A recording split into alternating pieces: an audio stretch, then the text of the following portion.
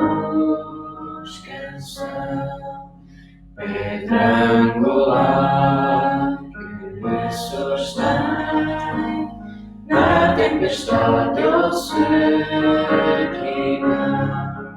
Com grande amor, profunda paz, em meio à luta e horas más, Consolador, és tudo em mim, viva estou em teu amor.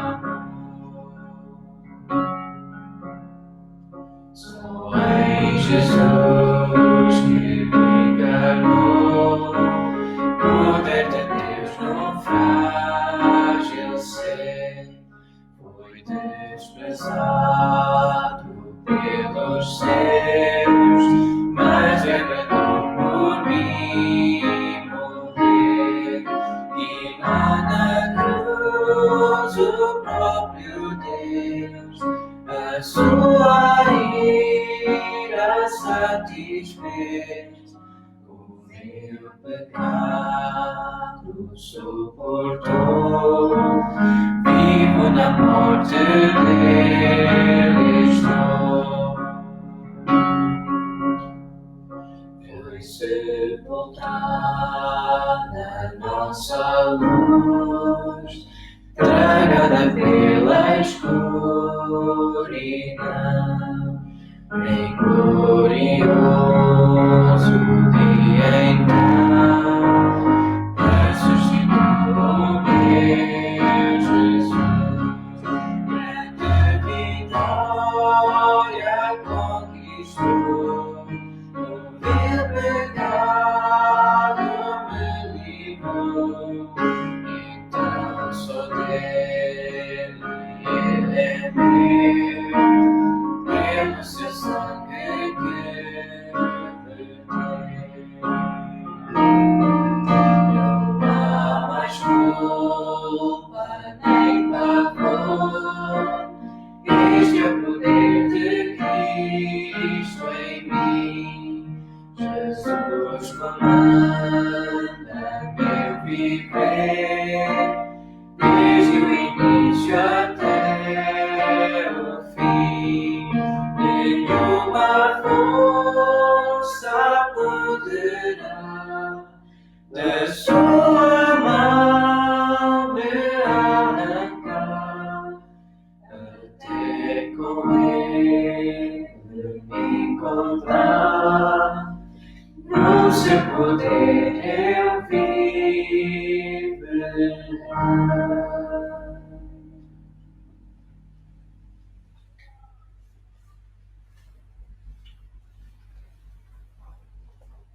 Vamos abrir as nossas Bíblias no Salmo 16.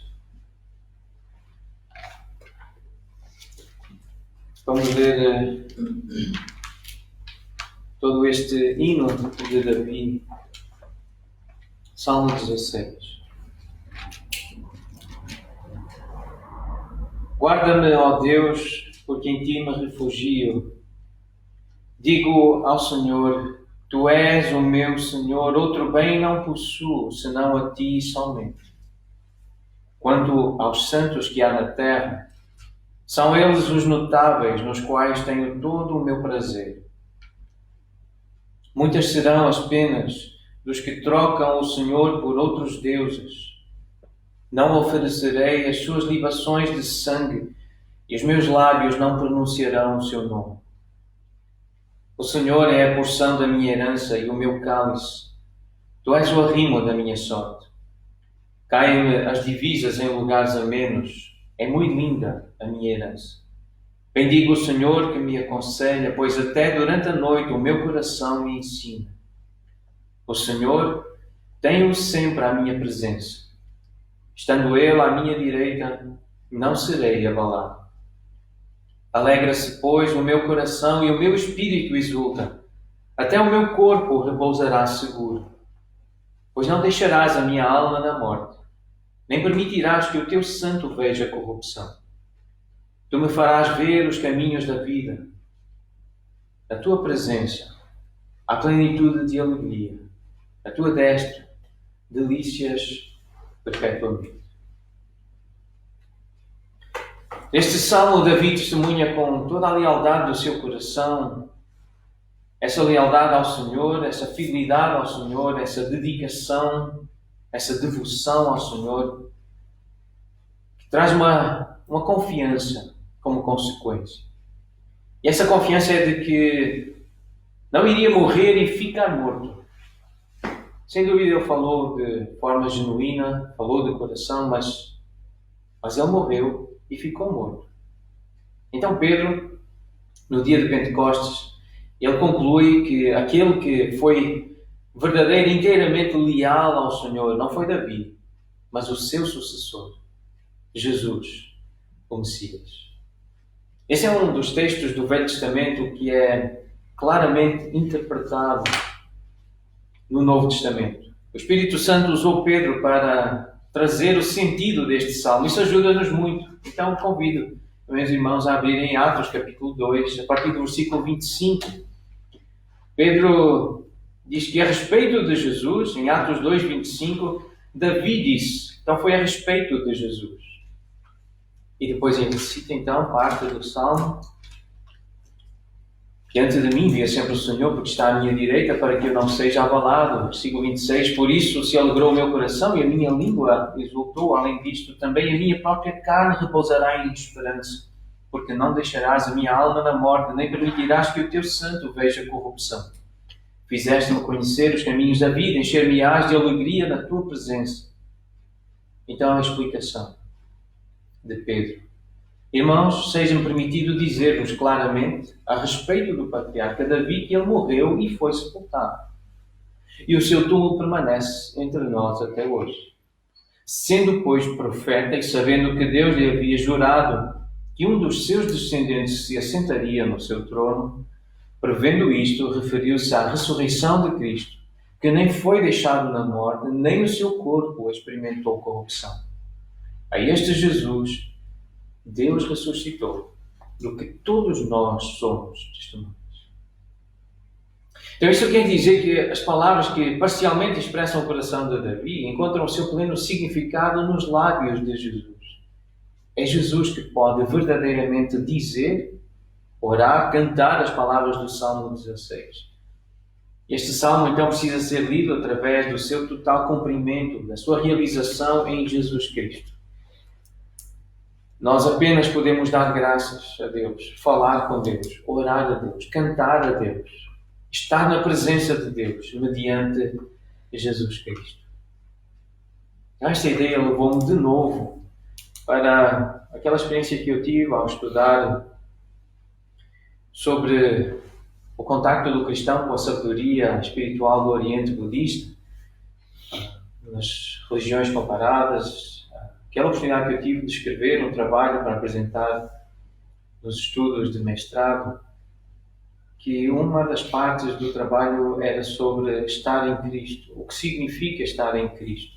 E ao estudar as Escrituras, para entender esta expressão, às vezes em que, especialmente o apóstolo Paulo usa esta ideia de estar em Cristo, uma vez que nós, para entendermos os Salmos, para entendermos este Salmo em particular, precisamos entender o que é estar em Cristo. Assim como Davi estava em Cristo, ao viver este Salmo, ele sabia que aquilo que estava a viver, poderia viver em função do Messias que viria. Então estar em Cristo é a condição na qual não há distinção entre povo, classe social ou género. Implica ser por Ele e juntar com Ele. Implica invocar o seu nome e revestir-se dele e por Ele. E as passagens vão aparecendo aí, as referências bíblicas destas ocorrências da expressão estar em Cristo. Estar em Cristo é ter Jesus Cristo como Senhor. É considerar-se morto para o pecado, mas vivo para Deus. Estando, portanto, livre de qualquer condenação e da lei, do pecado e da morte, por causa do amor de Deus. Estar em Cristo é ser um só corpo com outros membros, é ser santificado e chamado para ser santo, é ser gerado pelo Evangelho, ser conduzido em triunfo, manifestando em todo lugar a fragrância do conhecimento de Deus. Estar em Cristo é falar na presença de Deus com sinceridade e da comunhão do próprio Deus. É ser uma nova criatura, reconciliada com Deus e justificada pela fé. Estar em Cristo é receber a bênção de Deus, é ser filho de Deus e ser abençoado com toda a sorte de bênçãos espirituais. Estar em Cristo é ser e existir para o louvor da sua glória, é estar assentado nos lugares celestiais e andar em boas obras. Estar em Cristo é ser aproximado de Deus por meio do seu sangue, é prosseguir para o alvo, para o prémio da soberana vocação de Deus, a perfeição. É ter o coração e a mente guardados pela paz de Deus que excede todo o entendimento e ter cada necessidade suprida por Deus, segundo a sua riqueza em glória. Estar em Cristo é ter a certeza da ressurreição, é em tudo dar graças, transbordando da graça do Senhor com fé e amor, é ter a promessa da vida e da salvação, mas também, por causa da piedade, sofrer a perseguição. Estar em Cristo é ser chamado pelo Deus de toda a graça para a sua eterna glória e ser amado e guardado por Ele. À luz da Bíblia, isto é ser e estar em Cristo. Então nós apenas podemos dar graças a Deus, falar com Deus, orar a Deus, estar na presença de Deus mediante Jesus Cristo. Destacar principalmente esse texto de 1 Tessalonicenses 4,16. Estar em Cristo é ter a certeza da ressurreição, a mesma certeza que Davi tinha ao escrever este hino, este Salmo 16. Para ser cristão, eu não devo procurar ser a melhor versão de mim mesmo, ou ser o que eu sou, ou aceitar o meu temperamento e a minha personalidade. Isso não é ser cristão. Isso não é cristianismo, como a Bíblia apresenta. Ser cristão é ser um adorador de Jesus Cristo. É ser um imitador de Jesus. É ter a mente de Cristo. É Cristo ser formado em nós. Ser conforme a sua imagem. Isso é ser cristão. Este salmo precisa então ser lido através do seu total cumprimento, realização em Jesus Cristo. Nós apenas podemos orar, cantar a Deus ou estar na presença de Deus por meio de Jesus Cristo. É assim que podemos e devemos ler os salmos. É assim que podemos e devemos viver a vida cristã. E é assim então que nós vamos ler este salmo. Como crentes que estão em Cristo. E para começar, então, devemos considerar o Salmo no seu contexto original como uma oração de Davi. Davi fez esta oração, ele escreveu esta oração, ele cantou esta oração e deixou-a para que o povo de Deus a cantasse. Então ele começa com uma oração. A primeira parte do versículo 1 é uma oração. Guarda-me, ó Deus. E ele continua com uma razão, a razão pela qual ele ora, e ele, entre a parte final do versículo 1 até o versículo 8, ele apresenta essa razão. Porquê que ele fala com Deus? Porquê que ele ora a Deus? Porquê que ele clama a Deus? E conclui com uma garantia. Essa garantia de que o seu corpo não ficaria para sempre debaixo da terra. Não veria corrupção. E o que isso significa? Então nós vamos procurar entender. Davi começa, portanto, com uma oração pedindo proteção. Segurança. Ele diz, guarda-me, ó Deus. Como tantas vezes durante a sua vida, Davi está aqui outra vez em perigo. Mais uma vez ele está em perigo. Este salmo não tem um versículo introdutório, um título, para descrever o contexto em que Davi estava, qual era o contexto que ele estava a viver, como, por exemplo, no Salmo 18, olhando mais à frente nas nossas Bíblias, vemos que o Salmo 18 tem um subtítulo. Diz, Salmo de Davi, servo do Senhor, o qual dirigiu ao Senhor as palavras deste cântico no dia em que o Senhor o livrou de todos os seus inimigos e das mãos de Saul. Então, o Salmo 18 tem um contexto, nós sabemos até localizá-lo historicamente, mas o Salmo 16 não sabemos muito bem em que momento da vida Davi o escreveu, mas fica claro nos versículos de 9 até ao 11 que ele está em perigo de morte. Essa é a razão porque nos identificamos tanto com os salmos. Porque conseguimos perceber os perigos que os salmistas atravessam. A nossa vida também está constantemente em perigo. Viver é muito arriscado. A qualquer momento, nós podemos ser contaminados por um vírus ou por uma bactéria mortal. Este mês fez 21 anos que a minha irmã Sandra faleceu. Ela morreu, acreditamos que por causa de um vírus. Um vírus que se alojou nas meninges dela e em alguns dias ela partiu. Então, a nossa família sabe quão perigoso pode ser um vírus. A minha irmã tinha 25 anos quando ela partiu, quando ela morreu. A qualquer momento nós podemos desenvolver um tumor maligno. A minha mãe já teve alguns tumores malignos, tiveram que ser removidos do seu corpo. O meu filho, o Pedro, tem um tumor. Por enquanto não é maligno, mas foi identificado um tumor no osso da perna. A qualquer momento nós podemos estar envolvidos num acidente violento. Em casa podemos cair e bater com a cabeça de uma forma tão violenta que pode provocar a nossa morte. Podemos estar envolvidos num acidente violento de carro, num transporte público. A qualquer momento nós podemos sofrer um assalto com violência, enfrentar um terremoto ou um tsunami. Lisboa é uma das cidades que dizem muito propícia e muito arriscada para se viver.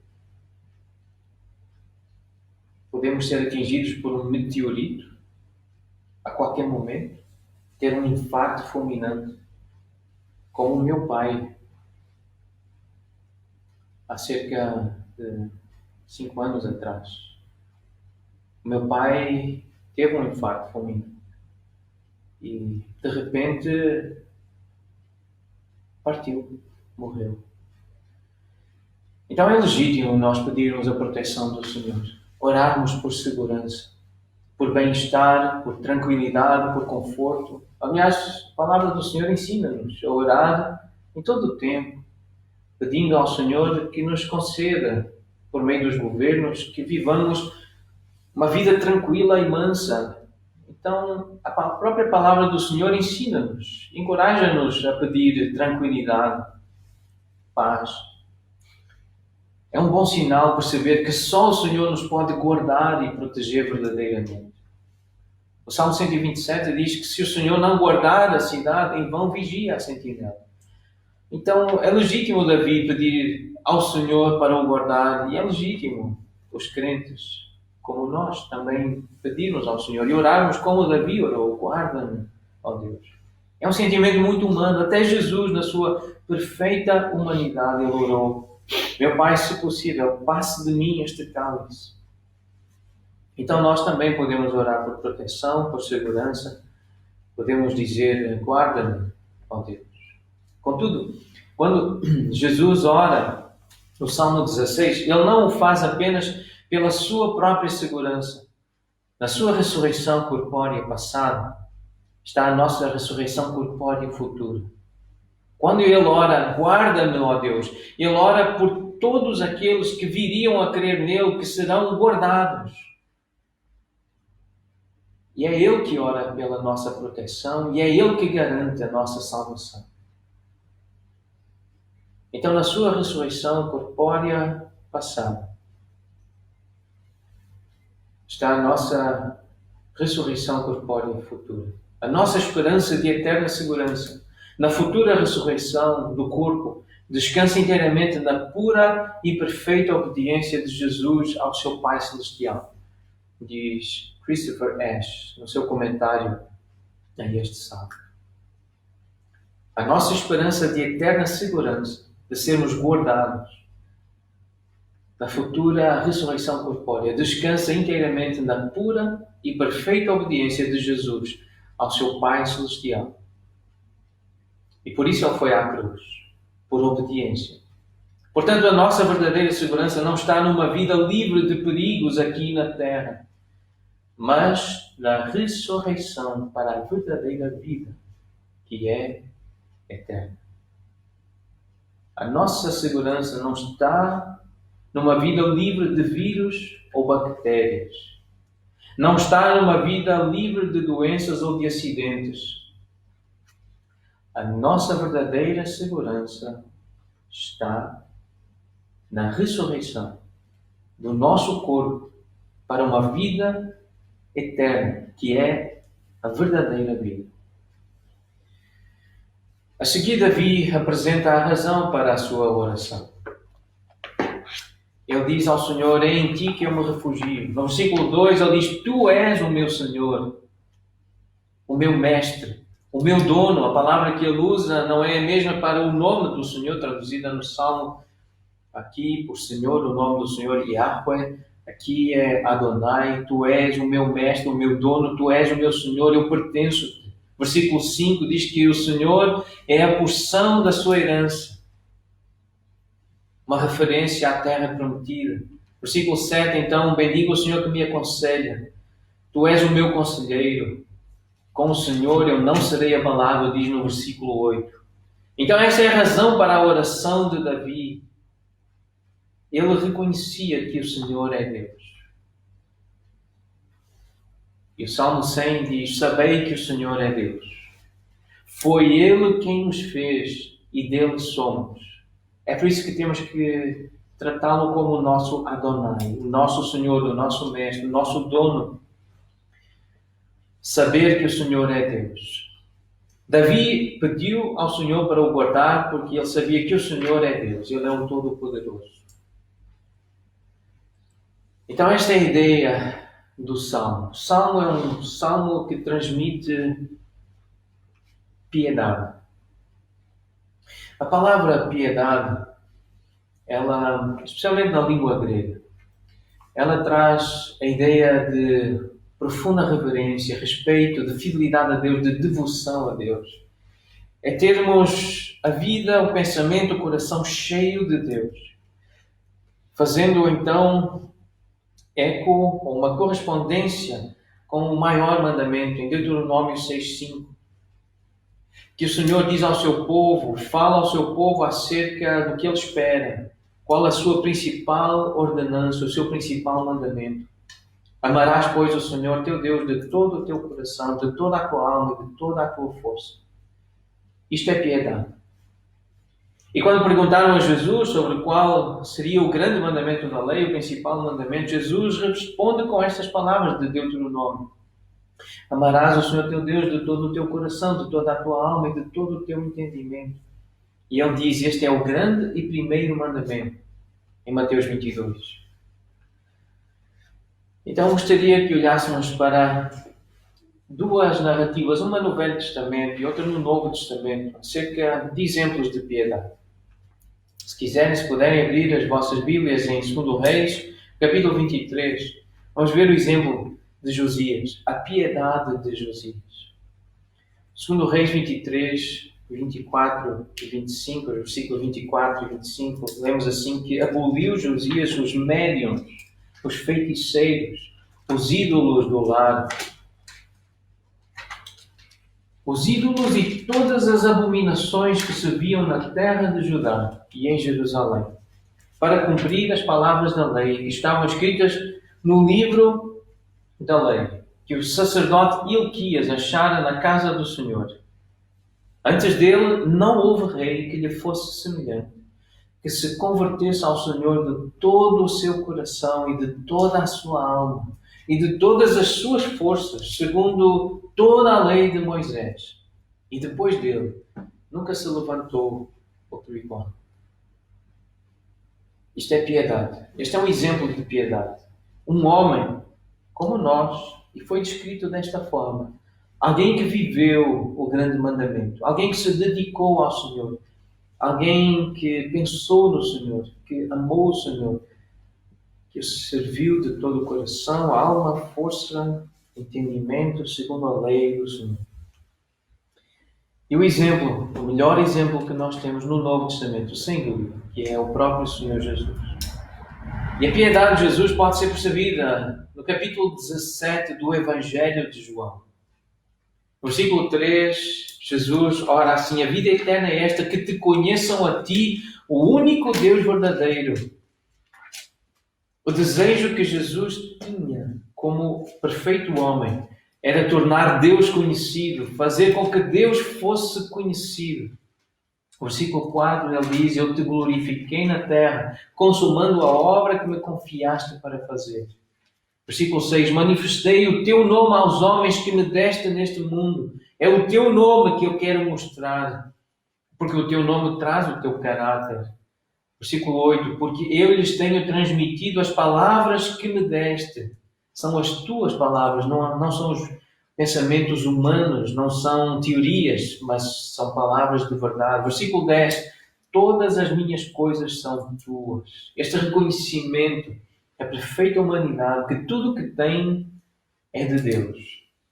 Versículo 11, eu vou para junto de ti. Esta é uma expressão piedosa.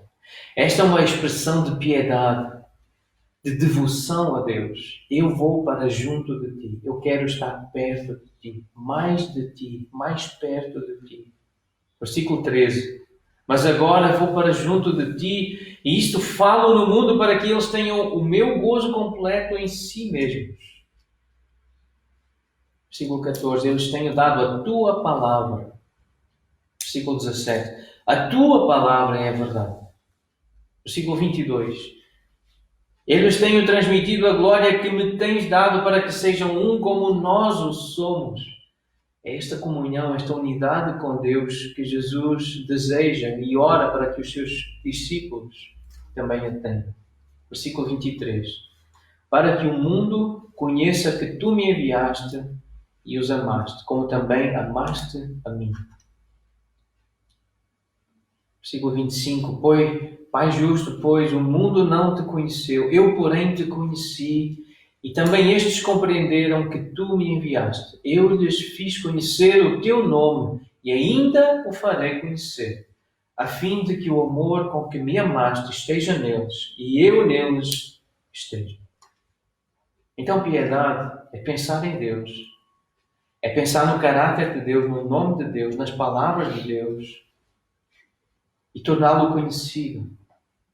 É desejar ficar na carne, ficar no corpo, embora haja o desejo de partir e estar com Cristo, mas por causa do gozo, do benefício, do desenvolvimento da fé de quem ainda não atingiu essa maturidade, essa devoção, essa piedade, possa ser beneficiado pela vida desse homem, dessa mulher que ainda está no corpo, na carne, para que o nome do Senhor seja conhecido. Porque essa é a vida eterna, é conhecer o Senhor. Por isso, um dos versículos que melhor revela o que é piedade no Novo Testamento é 1 Coríntios 10, 31. Quer comais, quer bebais, ou façais outra coisa qualquer, fazei tudo para a glória de Deus. O versículo 2 do Salmo 16, lemos assim: Tu és, Senhor, o meu Senhor. Tu, Senhor, és o meu Senhor. Outro bem eu não possuo, senão a ti somente. Uma outra versão diz: Tu és, meu Senhor, tudo que tenho de bom vem de ti. Esta expressão de reconhecimento de que o Senhor é mais importante do que qualquer bem que eu possa possuir. Mais importante do que os meus pais, os meus avós, o meu cônjuge, os meus filhos, os meus irmãos, e ainda do que a minha própria vida. O Salmo 63 diz que a graça do Senhor é melhor do que a vida. E é por isso que os crentes louvam o Senhor. Porque sabem que o Senhor é melhor do que a própria vida, assim como é melhor do que qualquer coisa que tenhamos de boa aqui na terra. Porque o que temos de bom na terra é o Senhor que dá, é Ele que sustenta. Versículo 3 traz uma ideia que nós não vamos hoje desenvolver, porque tem tanta coisa ainda para ver no Salmo 16 que vamos apenas ver uma parte do Salmo. Mas gostaria de mencionar algumas ideias do versículo 3. Quanto aos santos que são os salvos, os justificados, quanto aos santos que há na terra, são eles os notáveis, nos quais tenho todo o meu prazer. O Salmo 119, o verso 63, explica um pouco o sentido deste versículo. Companheiro sou de todos os que te temem e dos que guardam os teus preceitos. Salmo 119, 63. Companheiro sou de todos os que te temem. Estes são os santos. Os santos são os que temem ao Senhor, são os que guardam os preceitos do Senhor. São aqueles que são separados para Deus e que vivem para Deus, para honrar a Deus. E Davi diz que é nessas pessoas que tem prazer. Aquelas que têm esta noção de que o Senhor é importante, que é o mais importante, é o maior bem que tem na terra. É o maior bem que lhe foi concedido. O santo é aquele que olha para os outros santos, para os outros cristãos, não como pessoas perfeitas, não como pessoas sem qualquer falha, mas alguém que, à luz de 1 Coríntios 12, que descreve a experiência da igreja, dos santos, numa igreja como nós vimos, lemos a semana passada, uma igreja marcada pela confusão, a balbúrdia, por pecados bem gritantes e chocantes que eram permitidos no seu meio. Mas esta ideia de o que é ser santo, o que é ser chamado para ser santo, o que é ser justo ou justificado, o que é ser cristão, o que é ser crente. Então esta figura do corpo, não podem os olhos dizer à mão, não precisamos de ti, nem ainda a cabeça aos pés, não preciso de vós. Pelo contrário, os membros do corpo que parecem ser mais fracos são necessários. E precisamos uns dos outros. Precisamos aprender a ter prazer nos outros crentes, comunhão com crentes, com justos ou justificados, com santos ou chamados para serem santos. Ter prazer, satisfação, realização por estar com os santos que há na terra. Os notáveis santificados, que se separam do mal para servir a Deus. Isto é piedade. É ter prazer em conversar, em ter comunhão com santos, com crentes, que falam das coisas do Senhor, da palavra do Senhor. Porque o Senhor, diz então o salmista, o Senhor é a porção da minha herança.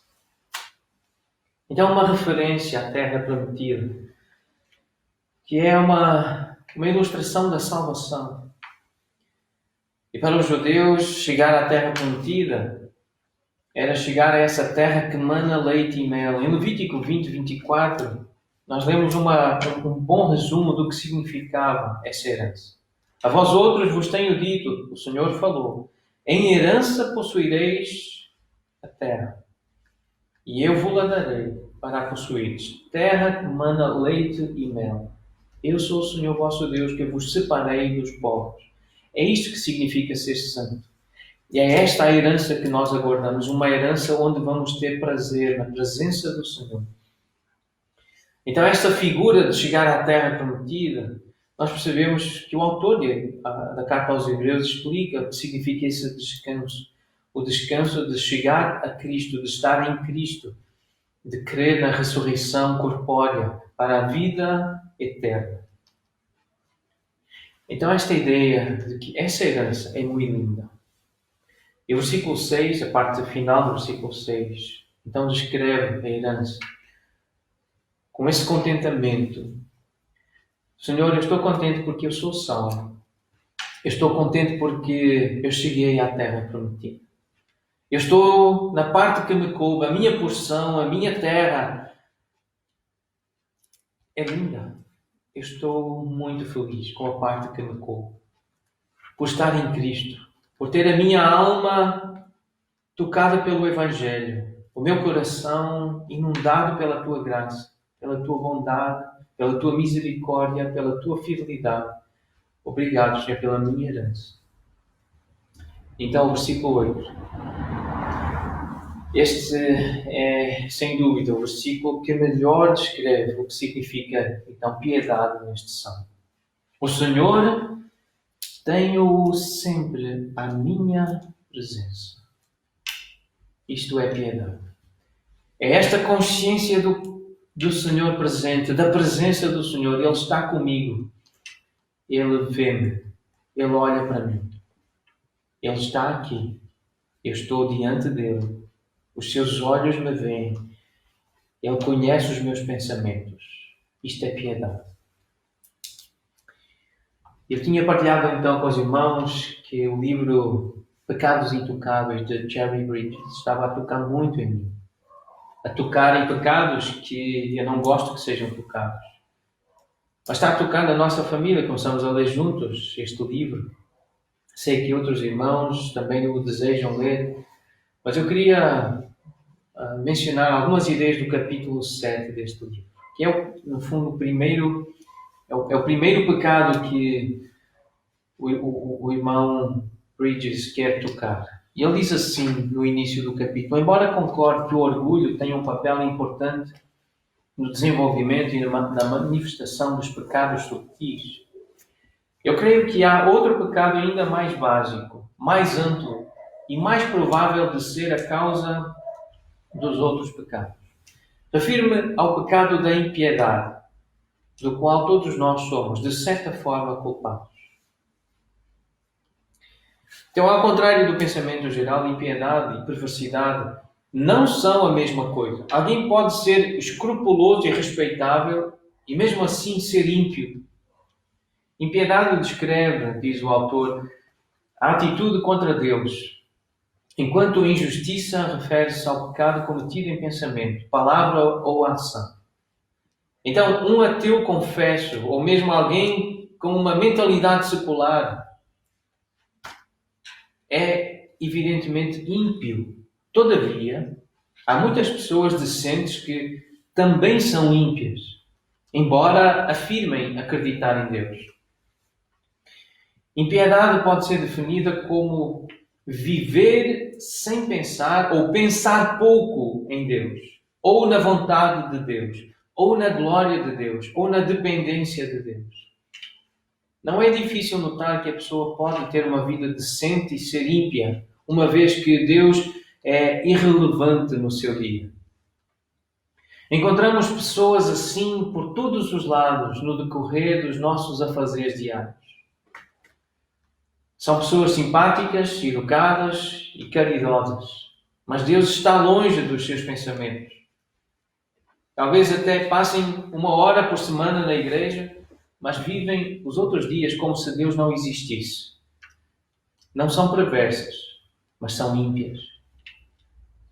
A tristeza é que muitos de nós, que somos cristãos, vivemos o dia a dia sem pensar muito em Deus, ou nem sequer pensamos. É até possível que leiamos a Bíblia e oremos por alguns minutos pela manhã, mas logo em seguida já nos detemos com os nossos afazeres e vivemos basicamente como se Deus não existisse. Dificilmente levamos em conta a nossa dependência de Deus ou a nossa responsabilidade para com Ele. As horas correm sem que pensemos um segundo em Deus. E nesse sentido, então, nós somos bem iguais aos nossos vizinhos, que são gentis, decentes, mas não são salvos. Eles nunca pensam em Deus. E nós só pensamos nele de vez em quando. E é impossível ler o Novo Testamento com atenção sem notar o quanto a nossa vida está fora do padrão bíblico de piedade. Dificilmente nós levamos em conta a nossa dependência de Deus. Então, sobre isso, precisamos meditar nestas palavras de Tiago. Capítulo 4, versículo 13. Atendei agora, vós que dizeis, hoje ou amanhã iremos para a cidade tal, e lá passaremos 1 ano, e negociaremos e teremos lucros. Vós não sabeis o que sucederá amanhã, que é a vossa vida. Sois apenas como neblina que aparece por instante e logo se dissipa. Em vez disso, devias dizer: se o Senhor quiser, não só viveremos, mas também faremos isto ou aquilo. Tiago não condena as pessoas porque fazem planos ou procuram negócios lucrativos. Tiago condena o facto de as pessoas não reconhecerem que dependem de Deus para a realização dos seus planos. Vivemos a planear uma coisa ou outra. Na verdade, nós não conseguiríamos viver nem fazer as coisas mais simples da vida sem algum planeamento. Mas apesar disso, quase sempre agimos como as pessoas às quais Tiago se dirigiu. Nós também fazemos planos sem reconhecer que dependemos totalmente de Deus para os tornar realidade. Esse é um modo de se expressar impiedade. Raramente pensamos na prestação de contas dos nossos atos a Deus e na responsabilidade de vivermos conforme a sua vontade moral revelada na Bíblia. O problema é que dificilmente consideramos a vontade de Deus e quase sempre nos contentamos em evitar os pecados gritantes. Contudo, Paulo escreveu aos cristãos de Colossos esta oração que ele fazia. Desde o dia em que o ouvimos, não cessamos de orar por vós e de pedir que transbordeis de pleno conhecimento da sua vontade. Colossenses 1, versículos 9 e 10. Pedimos que transbordeis de pleno conhecimento da vontade do Senhor, em toda a sabedoria e entendimento espiritual, a fim de viverdes de modo digno do Senhor para o seu inteiro agrado. Ou seja, para lhe agradar em tudo. Esta é a oração de Paulo a favor dos seus irmãos em Colossos. Frutificando em toda a boa obra e crescendo no pleno conhecimento de Deus. Observe como a oração se concentra em Deus. Paulo desejava que os seus leitores fossem cheios do conhecimento da vontade de Deus, ou seja, da sua vontade moral. Desejava que vivessem de modo digno do Senhor e agradando-lhe em tudo. E orava por isso. A oração centrada em Deus é assim. Paulo desejava que os colossenses fossem cristãos piedosos. Os crentes de Colossos não eram super cristãos. Eram pessoas iguais a nós, vivendo o dia a dia numa sociedade bem pior do que a nossa. Mesmo assim, Paulo esperava que vivessem vidas santas e orava para que isso acontecesse. Será que nós oramos por nós mesmos, pelos nossos familiares e amigos, da mesma forma que Paulo orava pelos colossenses? As nossas orações mostram preocupação com a vontade e com a glória de Deus e o desejo de viver de modo que lhe agrade? Ou são mais parecidas com uma lista de tarefas que apresentamos a Deus, pedindo-lhe que intervenha na saúde e na necessidade financeira de familiares e de amigos? Não é condenável apresentar essas necessidades terrenas a Deus. Na verdade, esse é um modo de reconhecermos que dependemos dele diariamente. Mas se nós orarmos apenas por essas coisas, estamos a tratar Deus como um moço de recados ou como um estafeta divino e nada mais. As nossas orações estão focadas essencialmente no ser humano e não em Deus. E, de certa forma, somos ímpios nesse aspecto. Para Paulo, tudo na vida tem de ser feito na presença de Deus, com o objetivo de lhe agradar. Note, por exemplo, como ele instrui os escravos que eram membros da igreja de Colossos. Provavelmente uma grande parte da congregação. Ele instrui-os a servirem aos seus senhores no temor de Deus. Capítulo 3, versículo 22 de Colossenses diz: servos ou escravos, obedecei em tudo ao vosso Senhor segundo a carne, não servindo apenas sob vigilância, visando tão somente agradar homens, mas em singeleza de coração, temendo ao Senhor. Tudo quanto fizerdes, fazei-o de todo o coração, como para o Senhor, e não para homens, cientes de que recebereis do Senhor a recompensa da herança. A Cristo o Senhor é que estáis servindo. Quantos cristãos tentam seguir esta regra no viver diário? Será que não realizamos as nossas atividades da mesma forma que os nossos colegas não crentes e infiéis, que trabalham só em benefício próprio, de olho numa subida de cargo ou no aumento do salário, sem jamais levar em conta o que agrada a Deus? De novo, quer comais, quer bebais, ou façais outra coisa qualquer, fazei tudo para a glória de Deus. E tudo inclui cada atividade do nosso dia. Não devemos só comer para a glória de Deus, temos de conduzir o carro para a glória de Deus, temos que fazer as compras para a glória de Deus. E os nossos relacionamentos têm de ser para a glória de Deus. Tudo o que fizermos tem de ser feito para a glória de Deus. Essa é a marca do cristão piedoso. Mas o que significa fazer tudo para a glória de Deus? Significa que eu faço as refeições, conduzo o carro, vou às compras e relaciono-me com as pessoas tendo dois objetivos em mente. O primeiro é fazer tudo de modo que agrada a Deus. Quero que Deus fique contente com a minha forma de realizar até as coisas mais simples do dia a dia. Assim eu oro pelas circunstâncias que me aguardam, pedindo que o Espírito Santo dirija os meus pensamentos, palavras e ações de modo que agradem a Deus. O segundo objetivo é que todas as minhas atividades honrem a Deus perante os outros. Jesus disse: assim resplandeça a vossa luz diante dos homens, para que vejam as vossas boas obras e glorifiquem o vosso Pai que está no céu. Mateus 5,16. Então pense desta forma: se todas as pessoas com quem interage no decorrer do dia sabem que o irmão, que a irmã confia em Jesus como Salvador, como Senhor, será que as suas palavras e ações estão a glorificar a Deus perante essas pessoas, os seus colegas, as pessoas com quem interagem? Um indicador ainda mais exato da nossa inclinação à impiedade é o nosso desejo minguado de ter um relacionamento íntimo com Deus. O salmista diz, Salmo 42, versos 1 e 2: como suspira a corça pelas correntes das águas, assim por ti, ó Deus, suspira a minha alma. A minha alma tem sede de Deus, do Deus vivo. Quando irei e me verei perante a face de Deus? Isto é piedade. E este não é um texto isolado. O Salmo 63, nesse Salmo Davi também diz que tem sede de Deus, que o busca ansiosamente. O Salmo 27, Davi diz que tem o desejo de habitar na presença do Senhor para contemplar a sua beleza. Isto é piedade. Era isto que os homens santos do passado desejavam. Mas hoje em dia, poucos de nós se interessam por essas coisas.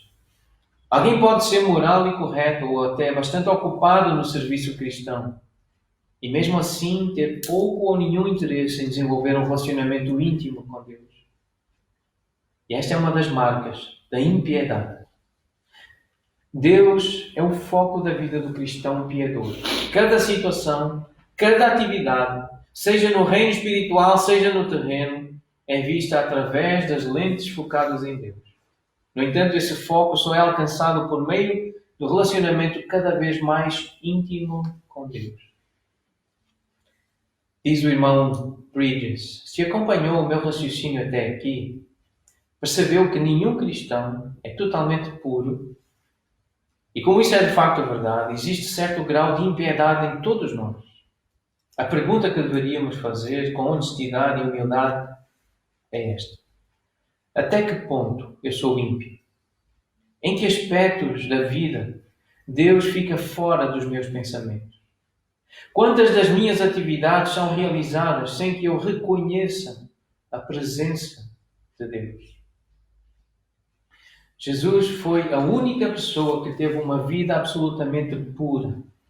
E é provável que nenhum cristão verdadeiro tenha uma vida totalmente ímpia. Mas onde estamos no espectro?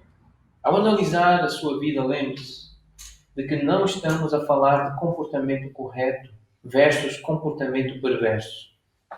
Estamos a falar de realizar tudo na vida como se Deus fosse relevante ou irrelevante. As pesquisas continuam a mostrar, e por pesquisas é muito fácil fazer estas pesquisas. Basta falar com membros das igrejas que nós conhecemos. Basta lembrar das igrejas por onde temos passado. Então, as nossas próprias pesquisas, a nossa memória, a nossa própria percepção continua a mostrar que existe pouca diferença entre os padrões de valores e comportamentos dos cristãos e dos não cristãos. Pelo menos os que se dizem cristãos. E por que é que isso acontece? Certamente isso evidencia que nós vivemos praticamente sem levar Deus em consideração ou sem pensar em como lhe agradar ou como o glorificar. Não se trata de afastarmos Deus dos nossos pensamentos de modo consciente e deliberado. Simplesmente nós ignoramos-lo. Ele povoa muito pouco a nossa mente. No início do capítulo, o irmão Bridges, ele disse que acreditava que a impiedade é o nosso pecado fundamental. Até mais do que o orgulho.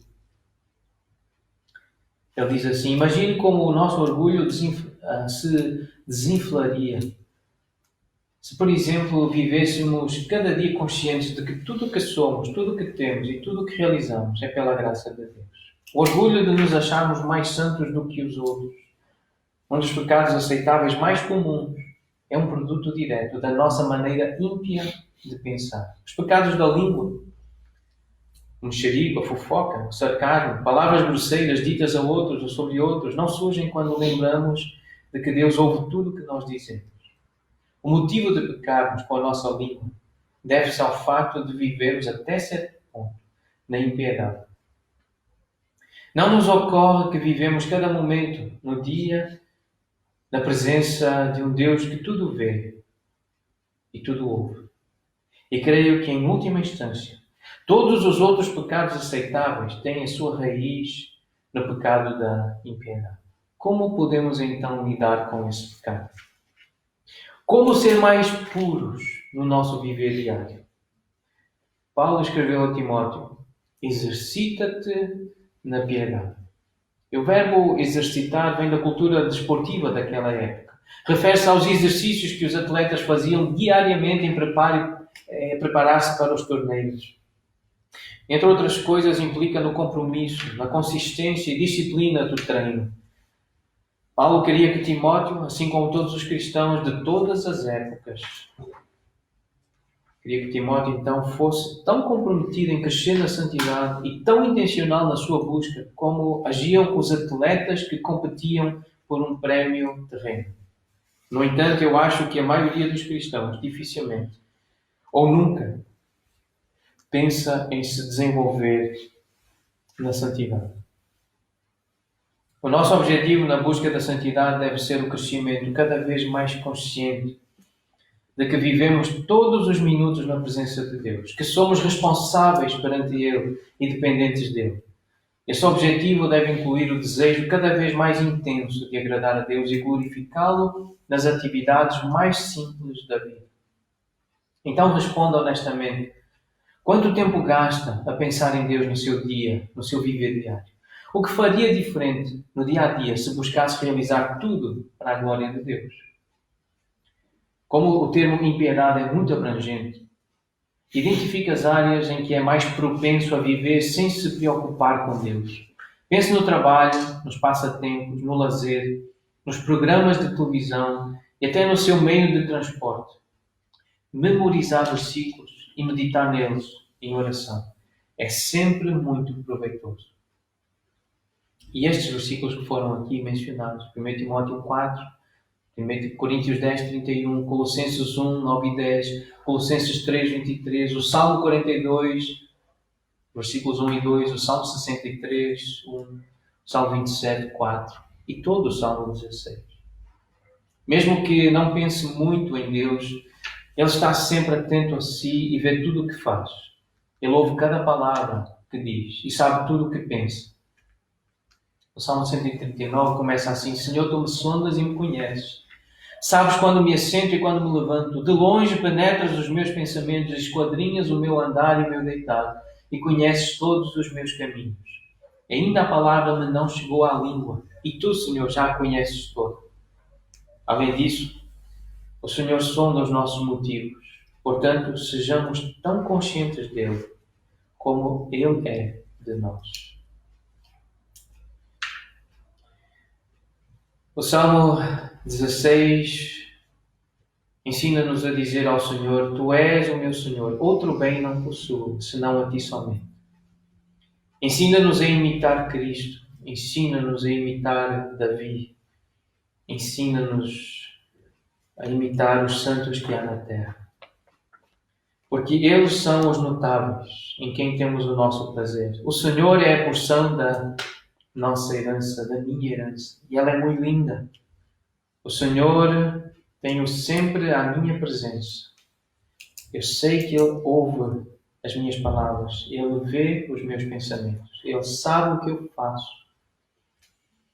O irmão Christopher Ash, ele resume este salmo com uma frase, com uma ideia muito precisa. Ele diz: o desejo molda o destino.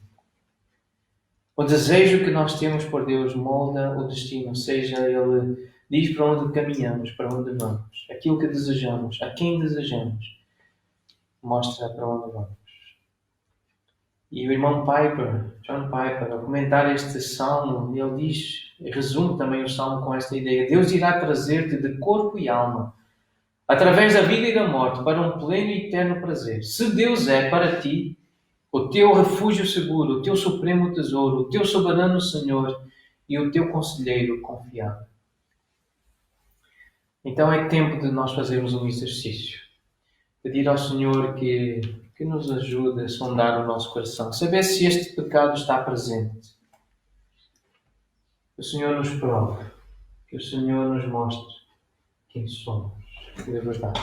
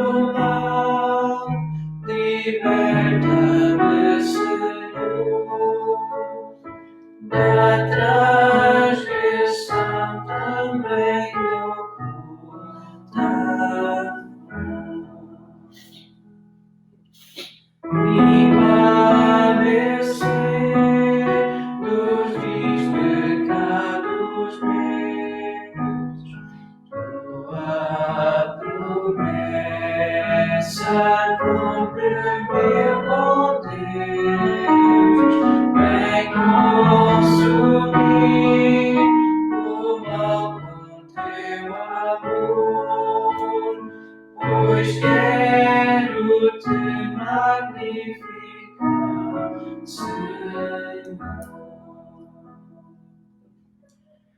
Todo meu ser que já não chamo meu, quero gastá-lo no serviço teu. Minhas paixões tu podes dominar,